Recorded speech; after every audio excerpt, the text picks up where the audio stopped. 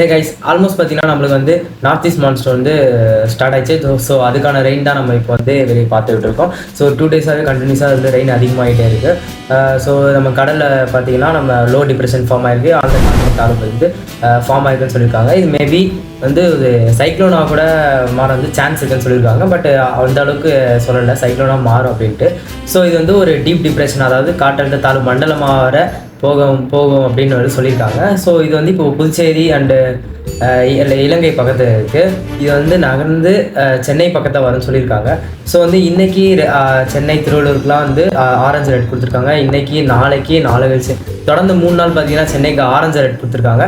So இதுக்காக மழை வந்து நம்மளுக்கு இன்றைக்கி நைட்லேருந்து, அதாவது இன்றைக்கி வந்து செவ்வாய்க்கிழமை, இன்றைக்கி நைட்லேருந்து தான் மழை வந்து சென்னைக்கு அதிகமாக இருக்குன்னு சொல்லியிருக்காங்க. ஸோ வெயிட் பண்ணி பார்ப்போம்.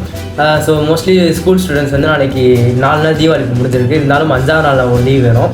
ஸோ வந்து நாளைக்கு எல்லாருக்கும் லீவா இல்லையா நிறைய நியூஸ் பார்த்துட்டு இருப்பீங்க. ஸோ மேக்ஸிமம் நான் லீவாக தான் இருக்கும். பிகாஸ் நாளைக்கு வந்து ஆரஞ்சு அலர்ட்டு.